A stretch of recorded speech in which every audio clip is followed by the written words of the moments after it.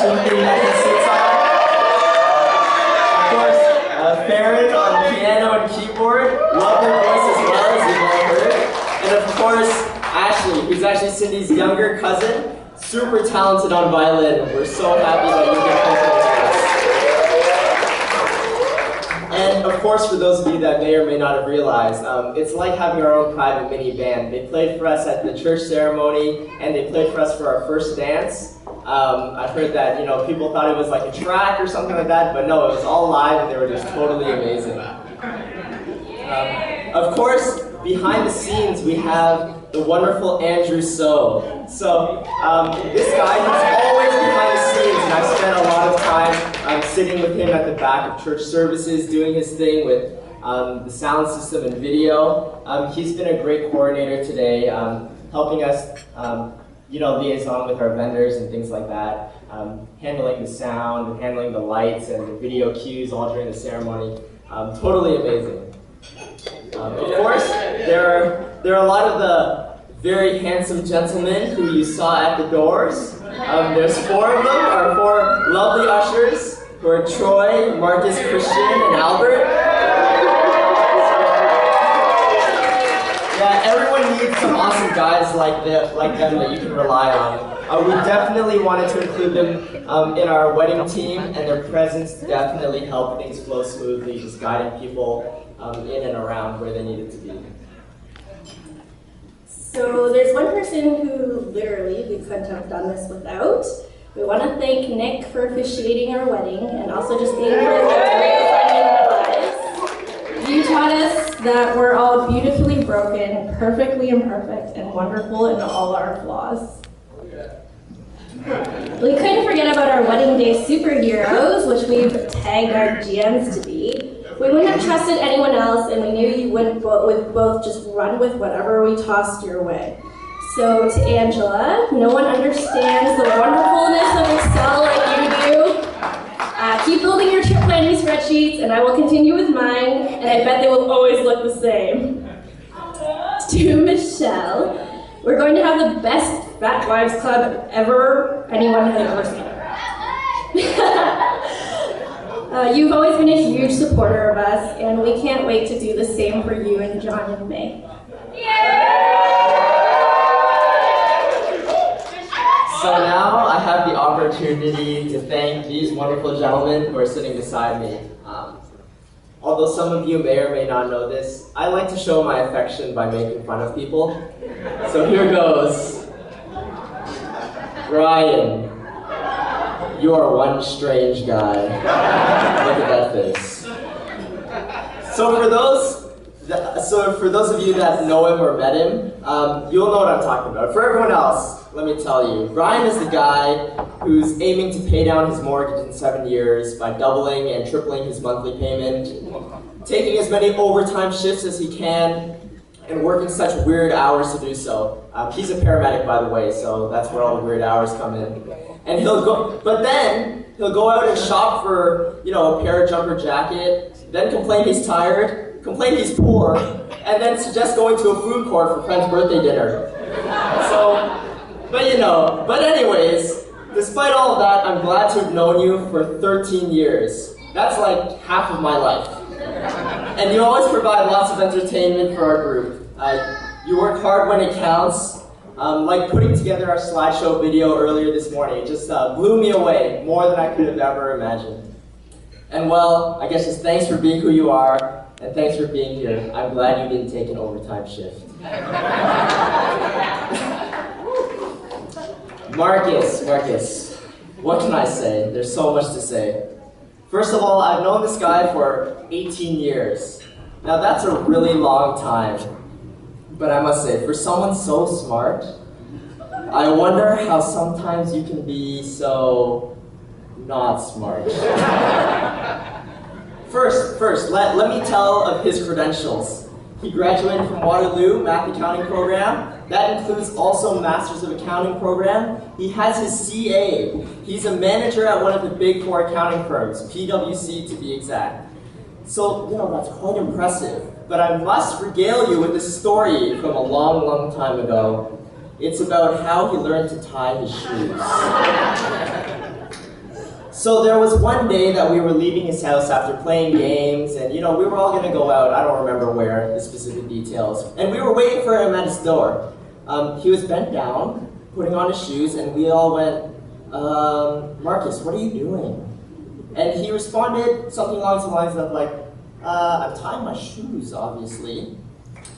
But here's what he was actually doing. So he tied a knot, and then he tied one loop. And then he tied another loop to complete the bow. And we looked at him and laughed, and we were like, what are you doing? And then he looked up at us and he's like, isn't this how everyone else ties their shoes? One bow at a time? And we're like, no! Who ties their shoes one bow at a time? No wonder you always take so long. So yeah, we taught him afterwards how to tie his shoes normally. And remember how I said this was a story from a long, long time ago? This was actually just like last year or 2 years ago or something like that. But anyways, I must say, just as we've taught you some things, you've also taught us some things. You've always been a great friend and supporter of our relationship. You're someone who's taught us to be open and welcoming. You've always had such, great parties, inviting all your friends over. You're always so inclusive, and you've taught us the same. So we also hope to, be the same, inviting people over and being very hospitable and welcoming, just as you. You've been a great friend to me for so many years, and even though we were at different schools and doing different things, our friendship has stayed strong, and I'm thankful for that. And last but not least, Mickey. Mickey. He is an old friend. And by old, I mean that literally and figuratively. So he's a little older than me, by about a year or so. I've also known him for a long time. He's an old friend, 18 years as well. But he also acts old and behaves old, like an old man. I don't know when it happened, but now every time we go out, he always says he's tired. He always wants to go home early. Sometimes he doesn't even come out anymore. We ask his other friends and he also says the same thing. All this time we thought he was hanging out with other people. So the active descriptor I'm giving you this evening is old. So it's kind of gone to a point where we say that he's probably got like a secret family with like kids or something. Like he might have a second home. Like he has to be home for bedtime with the kids. I don't understand. Well, who knows whether it's true or not. He's actually stopped denying the fact that he has another family, so we never know. But anyways, through it all, I'm glad we're still friends. Okay, but honestly, listen carefully because I'll only say this once. You do not have a secret family, and we all know that you always want to go home to spend time with your real family. And I guess that's what's so amazing about you. You've unknowingly taught me perhaps one of the most important lessons that I'll carry on in my future. It's about putting family first. Thanks for all the fun times growing up, and thanks for always being so reliable. A lot of people may think that I'm reliable, but I say I'd get some of it from knowing you. I hope to be a part of your real wedding one day, because I guess I wasn't invited to your secret wedding, like your secret family, your secret children that need that time.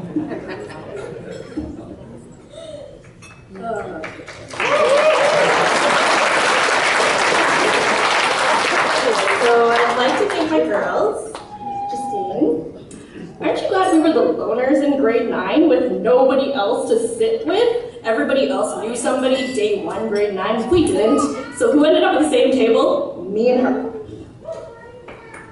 Since then, we've been close, but it's really our years at Western that cemented that friendship. You're my shopping buddy and my partner in all schemes. Couldn't have done any of this without you, from our dress adventures to all the DIYs that people told us we were crazy to try. Not everyone would have spent their day before Christmas at the banquet hall, building the backdrop with us, critiquing every detail like the type A personalities that we are, or sitting on the floor of my kitchen the night before the wedding, making all our own bouquets. Just because we knew we could. I love you, and I hope we never stop saying the same things at the exact same time, even if it confuses everybody else. To Vicky, we've come a long way since grade 2, though to this day you're still way better at math than me. People always see you for your achievements, and they certainly are very impressive. But to us, you're always more than just your resume, because what doesn't go on paper is all the other things that you are. Enthusiastic, encouraging, and always supportive. Mind you, there's all these other things. Destroyer of all footwear, general klutz, and in her own words, lacking in the life skills department. All in all, I love you, and we promise to install all of your future light fixtures to ensure no one gets electrocuted. To Cat, Alpha Cat to be exact, since our kitty is Beta Cat. You're the other half to our tag team to annoy the parents. Just kidding, not really. We can't even begin to thank you for everything you've done for us. You might not know this, but Kat put together the graphic for our invitations, the image of our polar bears, all the icons on your name tags, painted the symbols on giant Jenga. The list goes on. I love you very much, and please go back and claim my room for me. All right, to my mummy and my dodo. I know I tell you all the time that you worry too much, but that's just because I know you will always worry and watch out for me. My parents are the best. They are game for just about any task you could ever throw at them. Collect jars? Done. I have boxes of glass jars sitting in my basement. Paint the house? Done. For the record, I only painted one wall in our new house. Every other room that needed to be painted somehow became painted by the time we got home from work.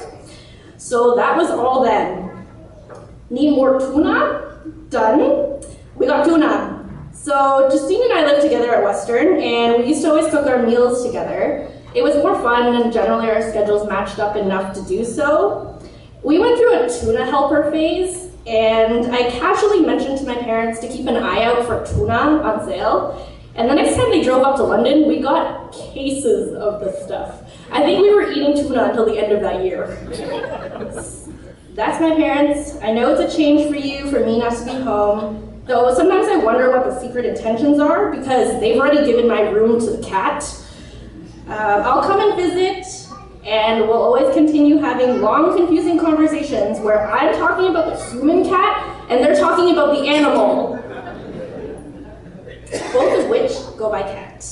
But honestly, I love you very much. I know you always worry for me, and I know I tell you that all the time, but seriously, I never tell you, but I really, really appreciate it.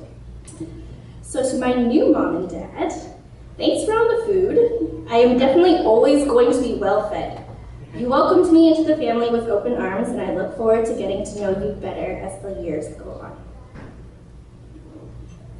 So to my mom and dad, thanks for always being the rock in my life. For those of you who don't know, my mom is the strongest person that I know. Even when my grandma was sick, she would go to the hospital every day, and then come home late, still ensure there was food for dinner, and even lunch packed for the next day at work. To my dad, you've always shown me what it's like to live a life of integrity. You always go out of your way to give your time and energy to others. You've been the pillar of faith in our family, and although sometimes I didn't want to go to church, I'm glad you brought me every single week. Yes, now that I look back at it, every single week. Even when I was the only kid in Sunday school in summer, or even picking me up early Sunday mornings from sleepover parties at my friend's house. Although at that time it was embarrassing, I'm actually glad that you did that. It'll be tough moving away from home, but luckily we're not too far away. Don't worry so much, even though I guess that's hard because parents always worry. I'll eat my vegetables and drink less sugary drinks. I'm fully capable of mowing the lawn. I can fix the sink and paint the walls. I'm able to change lights and everything else that you're worried about that I can't do. I guess it comes from being an only child where they always dote and care on me, but I like to think I'm a little capable. A little. But don't worry, I know that help is always a phone call away, and it's actually only a 5-minute drive down the street. I love you very much, and I'm just thankful for just having you as the most amazing parents that I could ever hope and dream for. So thank you also to my new mom and dad. for welcoming me into your home. I guess thank you for letting us use your kitchen for our dinner experiments. We've always created many crazy, weird things that we kind of offloaded to eat. Also, I want to thank you for raising Cindy in such a loving and caring environment. I know she gets a lot of who she is from both of you. I look forward to spending more time together in the years to come and getting to know you even better. So thank you. And also, not to forget, my new little sister, Kat. I like to think I would make a good big brother, but I guess I've never really had the chance to try that out. Well, hopefully that works out for you. But anyways, I'm glad that Cindy has someone like you to rely on and team up with, as she said. Hope that we have a lot of exciting adventures in the years to come. And I guess you don't even have a choice on that since I'll always be there too. So don't worry, I'll strive to be a good big brother. So I guess there are actually two more things that we wanted to mention as a part of our speech. Perhaps there are some things that you're wondering or some things that you may have already asked. First is actually the frame outside that you saw maybe at the church or even out here in the reception area. There's a white carnation and 7 candles that we've put out on the table. We wanted to have a special place for some people who are very special who couldn't be here with us. Each candle represents one of our grandparents who has passed away over the years. Personally, for me, I really wanted my grandma to be here. I had the most years growing up with her around, and actually being the youngest of all my cousins, somehow I always had the privilege to walk her down the aisle for some of my older cousins' weddings. I was even worried that I wouldn't know who would walk her down the aisle at my wedding. So it's just a little sort of remembrance of them, and just, we wish that they could be here, but I'm sure that they're looking down on us and very happy. And lastly is the year 2014. Why a winter wedding? A lot of people ask, why on the last Saturday of 2014? Well, this is not only a big milestone for us, but it's actually a big milestone for both of our parents. For Cindy's parents, it's actually their 30th anniversary this year. And for my parents, it's their 40th anniversary. So for our wonderful parents, I would like to just acknowledge them. If they could stand up, I just want to just give them a round of applause.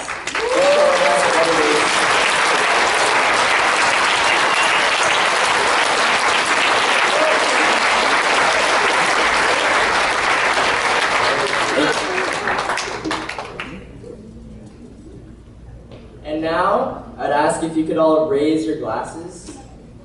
There isn't much more for us to say than thank you for being here from the bottom of our hearts and celebrating with us. We really appreciate all of you here. And I guess just cheers to a wonderful year and many great years to come.